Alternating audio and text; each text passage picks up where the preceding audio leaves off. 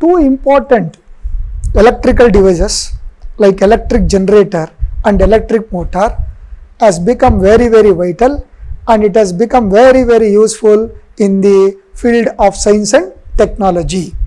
Both electric generator and electric motor plays an important role, and it has already played an important role in the development of science and technology. Then, what is meant by electric generator and what is meant by electric motor? Electric generator is a device which converts mechanical energy into electrical energy, whereas electric motor is a device which converts electrical energy into mechanical energy.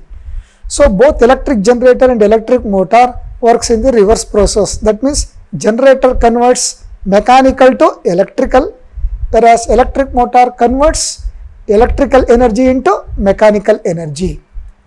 Suppose if I consider generator, there are various types of generators we come across. Say for example, signal generator, which generates the electric signals. Similarly, wave generator, which can generate the waves like transverse waves or longitudinal waves or even electromagnetic waves. But we are dealing with electric generator in our today's class, particularly AC generator. What is now meant by AC generator? Suppose if a generator converts mechanical energy into alternating electric energy, that means into alternating current, then we call that as AC generator. Whereas if a generator converts mechanical energy into direct current, then we call that as DC generator. So generator is of two types. One is AC generator and another one is DC generator. What actually AC generator does? In case of AC generator, mechanical, actually it is a device which converts mechanical energy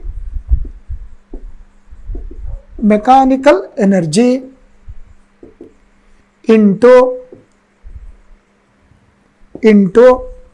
alternating electric energy. That means alternating current. Whereas electric motor is a device which converts electric energy into mechanical energy. Okay. A generator is of two types.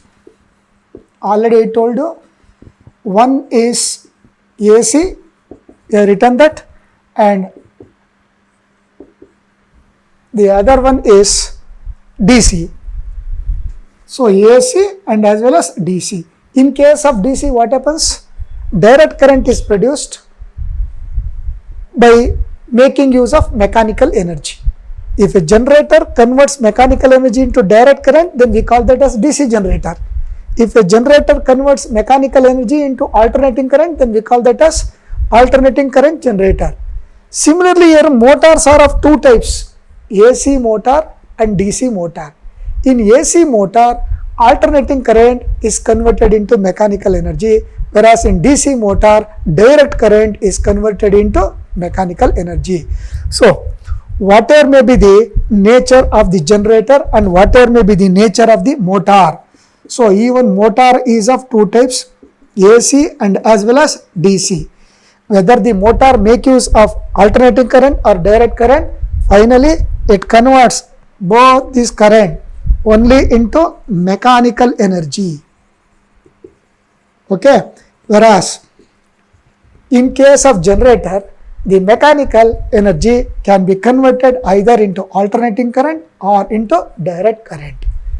Both the electric generator and the electric motor Electric generator means you can consider both AC and DC. Any type of generator you consider, and also any type of motor you consider, either AC or DC. Both this electric generator and electric motor works based on the principle of electromagnetic induction. So what's the principle in which both these works? They work on the principle of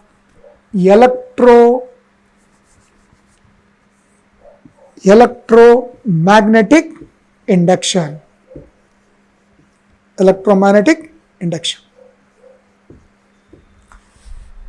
So both the generator and as well as motor, same principle. Now let us study about AC generator as per our syllabus. What are the important parts of the AC generator? We come across the different parts in AC generator. What are those? The first one is nothing but armature. What is meant by armature? An armature is nothing but a rectangular coil of copper wire, insulated copper wire, wound over a cylindrical soft iron core or cylindrical drum, iron drum. So let us write about this.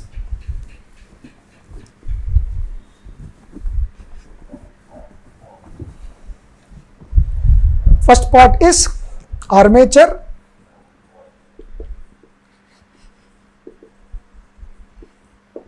It is nothing but rectangular coil of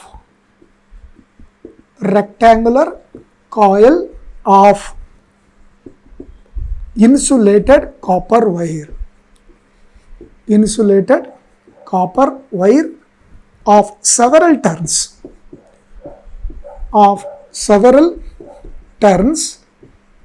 Wound on a soft iron cylinder or a drum. Okay, now this is about the armature.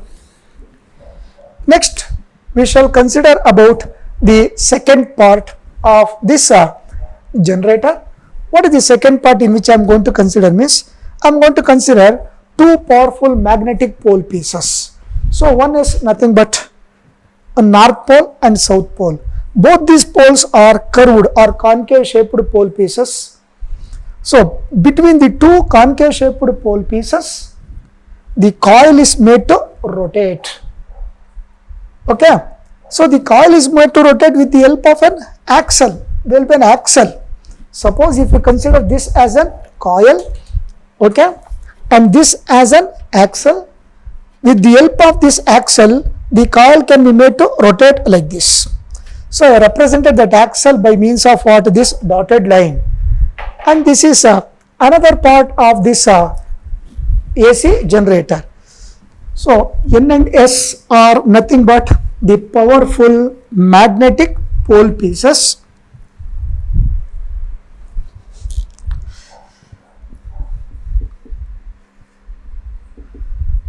Powerful magnetic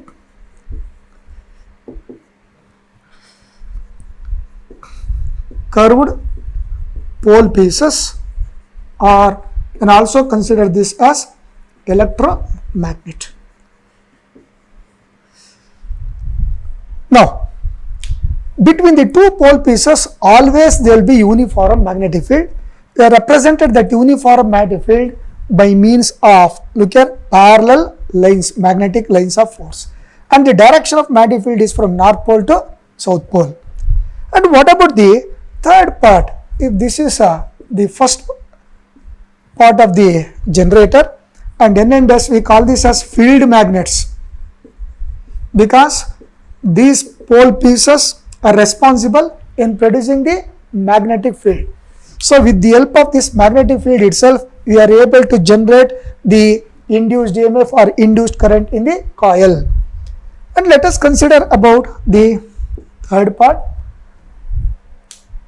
The two ends of the coil here are connected to two hollow metallic rings.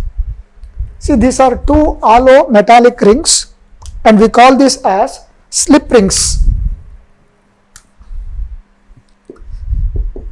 Slip rings.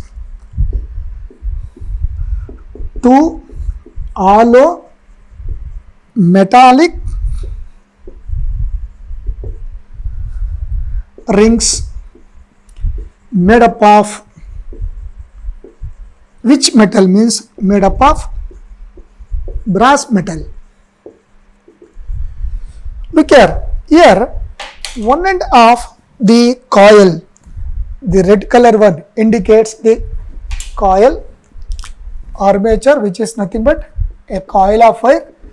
Now one end of this coil is connected to one of the hollow metallic ring. See, suppose if this is one end, look here, one end is connected to one metallic ring known as slip ring S1, and the other end of the coil is connected to another metallic ring, once again made up of brass, so that is nothing but S2. So S1 and S2 are nothing but S1 and S2 are nothing but slip rings. Then what about the next part of this AC generator? The next part is nothing but carbon brushes. B1 and B2 are nothing but small rectangular shaped carbon pieces. These carbon pieces are kept in contact with the two slip rings. So they are made to touch gently with the slip rings. But these brushes should be always in contact with the slip rings.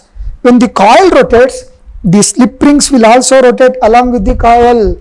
Suppose if this is the coil, look here, if this is the slip ring, see, I am going to show you like this, whereas in this figure it is written like this vertically. So between the two pole pieces, the coil rotates like this.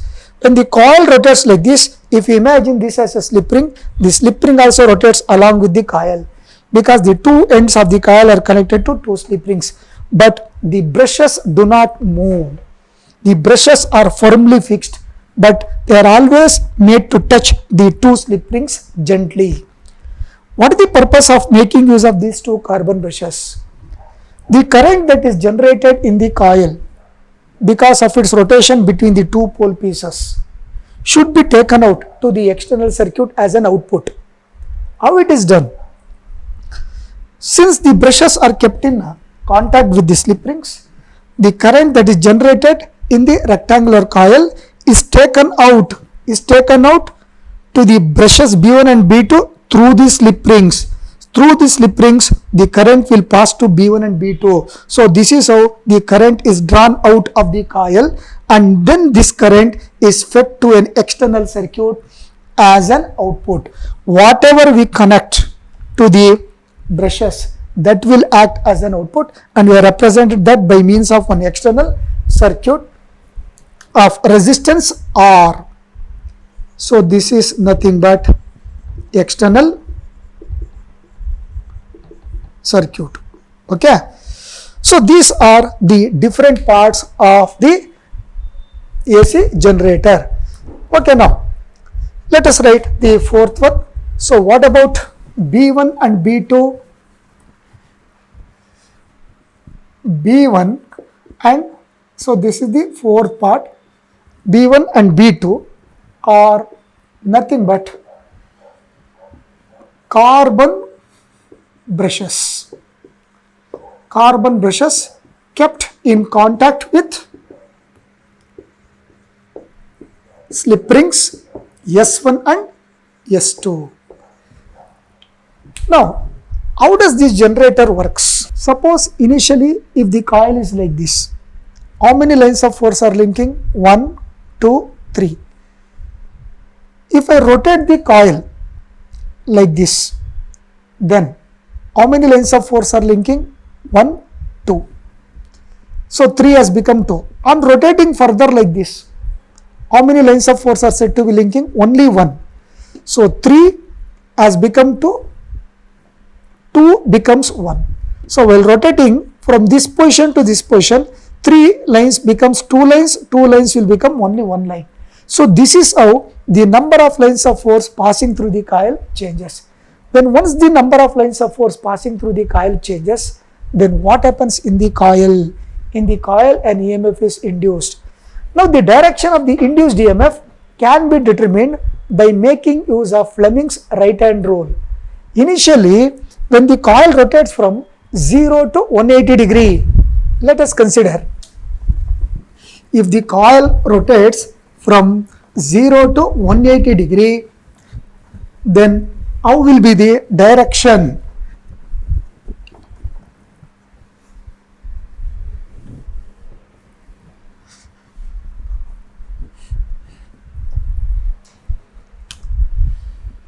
Zero degree to 180 degree rotation. Okay, let us show this once again. Say for example, now this is 0, 90 plus 90. So let us start from here. Let us keep this as a reference, this surface as a reference. 0, 90, 180. So from 0, 90 to 180, due to flux change linking with the area of the coil, EMF is induced according to the Fleming's right-hand rule.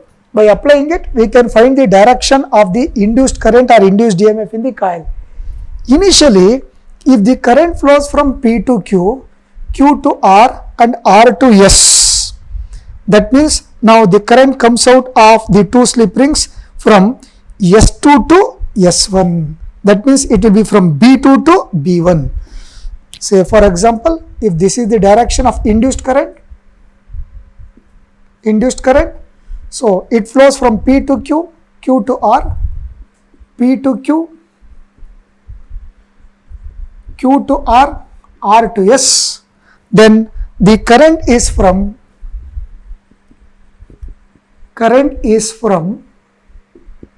S2 to S1. Okay, so S2 to S1 means the current is taken out to the external circuit from B2 to B1. From B2 to B1. What happens during next 180 degree rotation? See, we have shown the rotation 0, 90, 180. Now let us continue rotation. Plus 90, 180 plus 90, 270. 270 plus 90, 360. So from 180, again we rotated this through 180 degree. So 180 plus 180, 360 degree. So during next half of the rotation, from where to where? From 180 degree to 360 degree rotation, what happens means, now the direction of the induced current changes according to Fleming's right-hand rule. So the direction of the induced current now, it may be from S to R, R to Q and Q to P. So this will be the direction of the induced current. So S to R, R to Q, Q to P, and from look here, P is connected to S1. Now the current is from, let us write this. It flows from S to R, R to Q, Q to P. So current is from S1 to S2, that is from B1 to B2.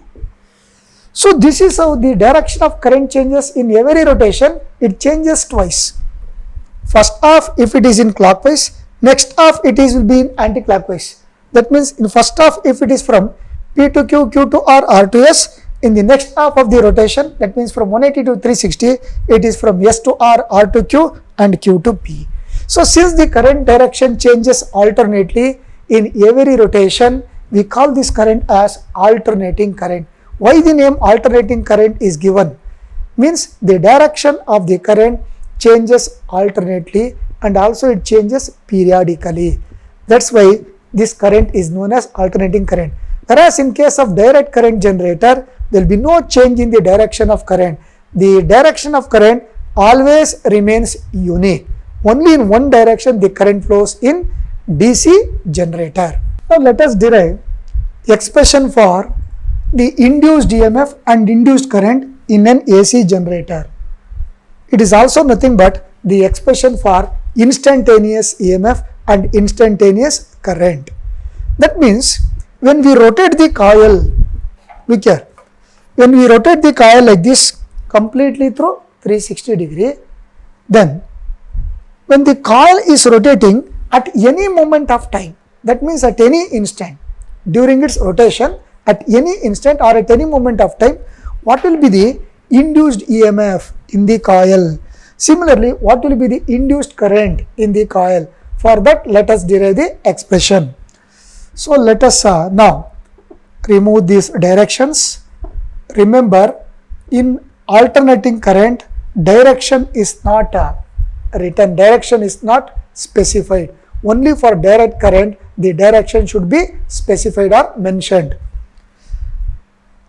Now I consider one separate figure.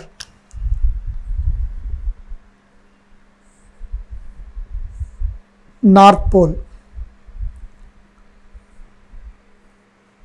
south pole, okay, two pole pieces. Now, between the two pole pieces, let us consider now the magnetic field. So this is nothing but magnetic field B. Initially, I consider now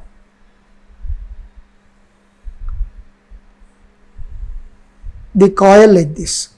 So this is the coil, rectangular coil. Okay. Now let us draw one area vector.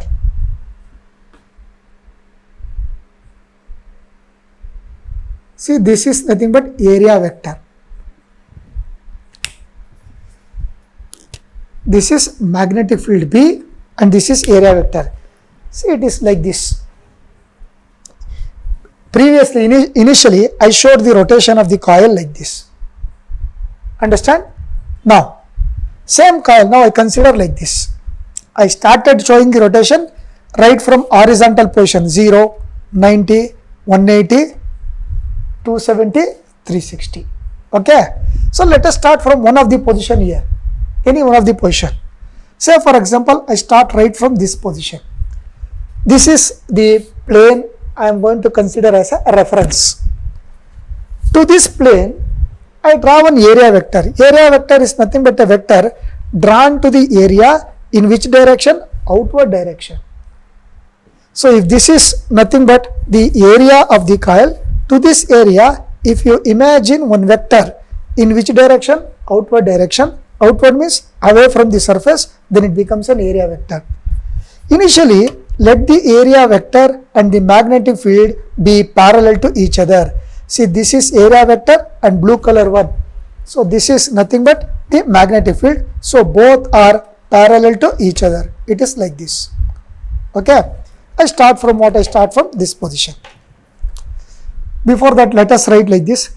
Let N be the number of turns in the coil. Then B is the uniform magnetic field.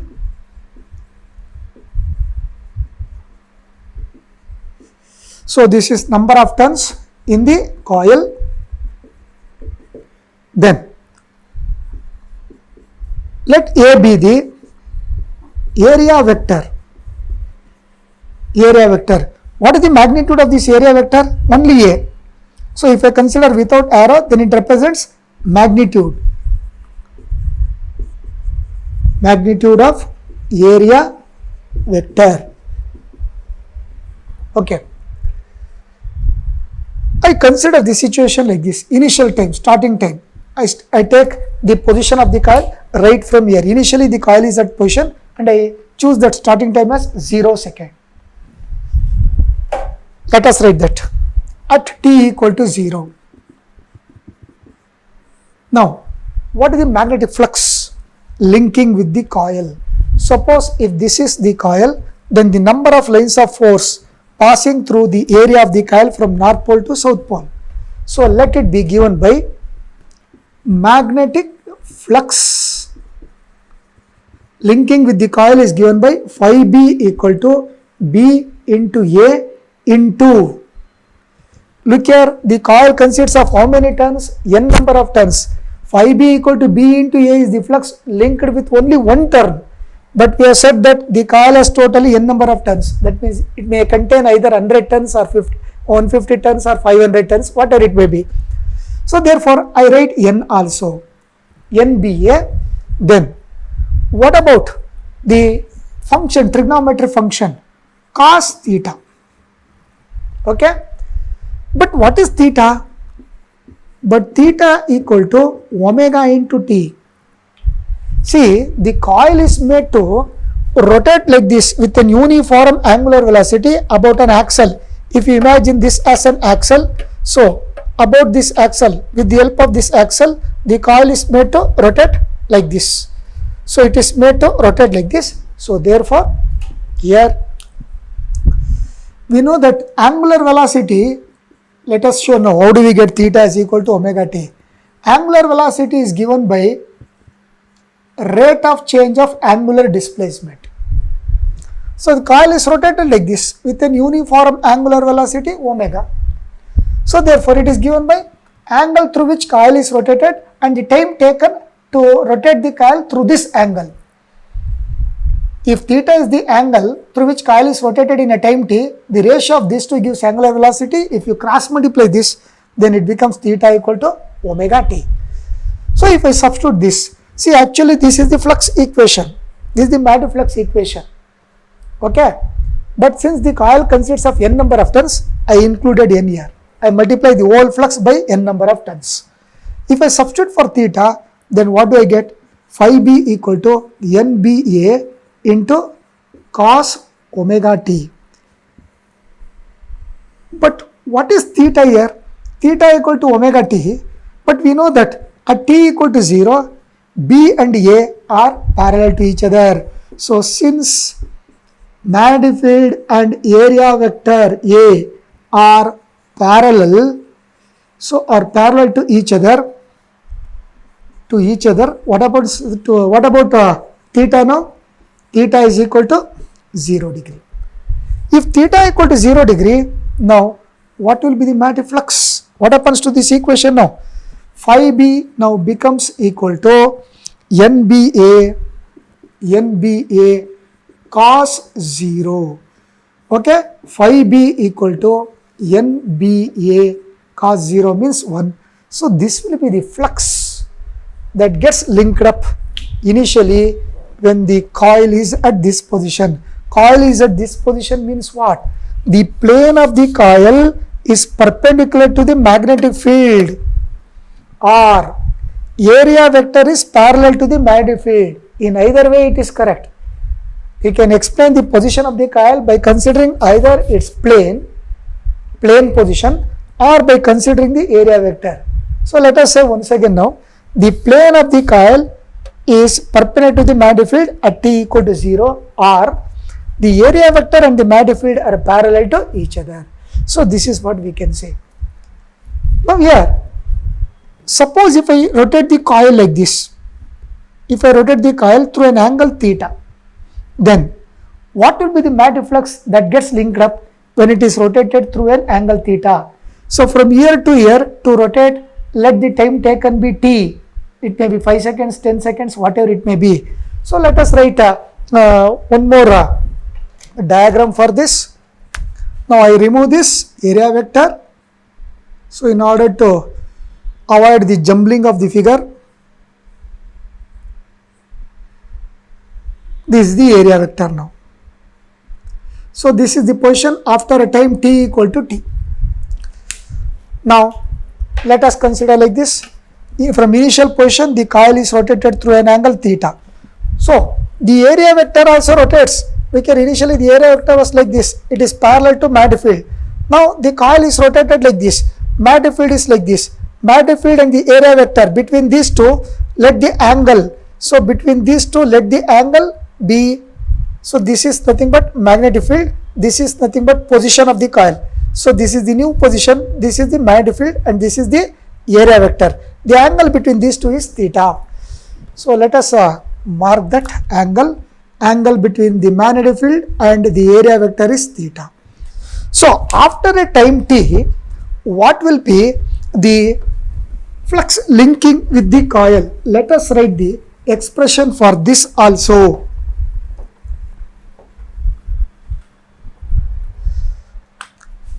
After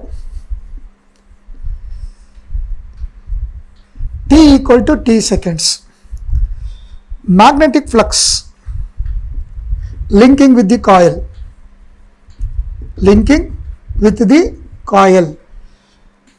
is given by phi b equal to b NBA into cos theta. Here theta does not becomes equal to 0.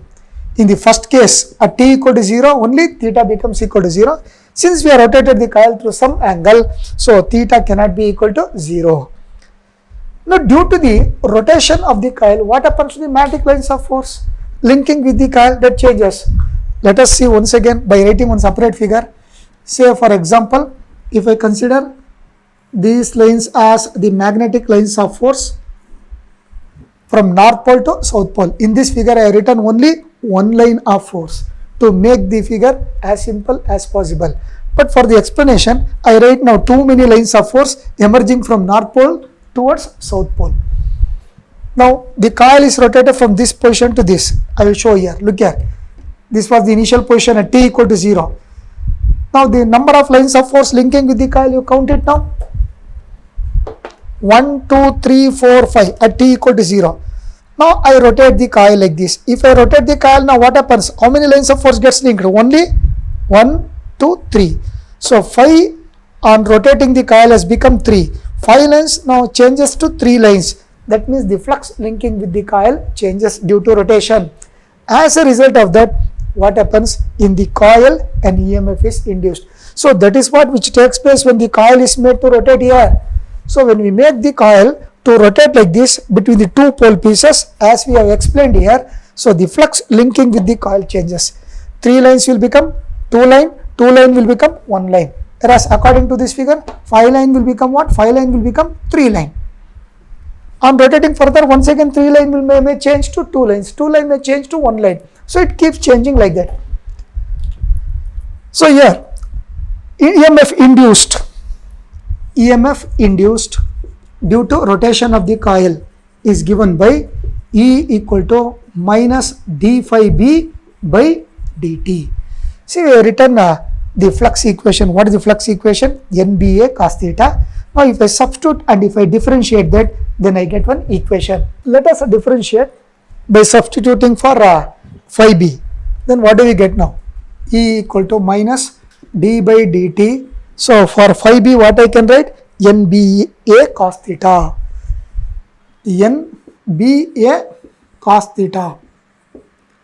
See, don't take the flux linked with the coil when it is at t equal to 0. Because at t equal to 0, no lines of force linking with the coil changes. It remains constant. Suppose if this is the initial position at t equal to 0, number of magnetic lines of force passing through this coil, if I imagine this line itself as a coil, the number of lines of force that remains constant. The flux changes only when the coil is rotated from one position to another position. That is why I consider this second flux equation, that is phi b equal to NBA cos theta, not phi b equal to NBA. Cos theta should be there. Let us remove the constant terms. NBA. What is A now? Don't forget, A is the area of the coil. Look here. So A is the area of the coil, length into breadth. So this is equal to now minus NBA d by dt of cos theta. So if I differentiate this cos theta, then what do I get? So differentiation of cos theta is nothing but minus sin theta. Minus into minus, it becomes plus. Now NBA sin theta. See, this is the EMF induced when the coil is rotated from first position to second position. Say for example, first position to second position. So this is after t equal to t. We have written this.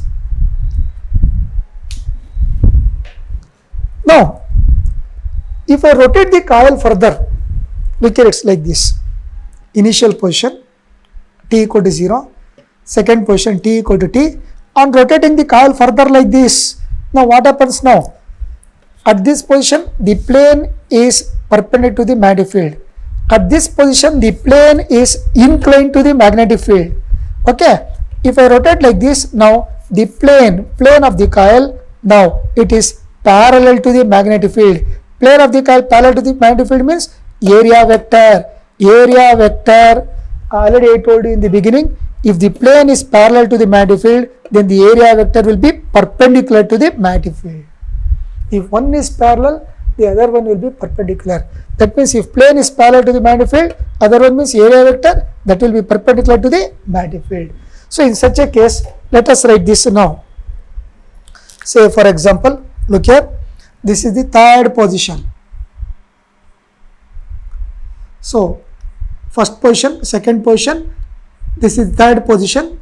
I consider for example, let us write, if I want, I can write one more figure like this. So this is nothing but area vector, this is nothing but magnetic field. I rotated this to third position.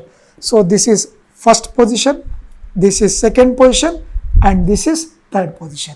So in this case, area vector and magnetic field are perpendicular to each other, therefore theta equal to 90 degree, or the plane is parallel to the magnetic field. Plane is parallel to the magnetic field, or area vector is perpendicular to the magnetic field. When the plane of the coil is along or parallel to magnetic field B, then area vector and magnetic field B are perpendicular to each other. In such a case, what happens to theta? Hence theta becomes equal to how much? 90 degree. We have shown this. If I substitute that in this equation, now let us call this equation as 1. Therefore equation 1 becomes now, equation 1 becomes E equal to NBA sin 90. So this is nothing but NBA. Okay, so E equal to NBA. So sin 90 is nothing but equal to 1.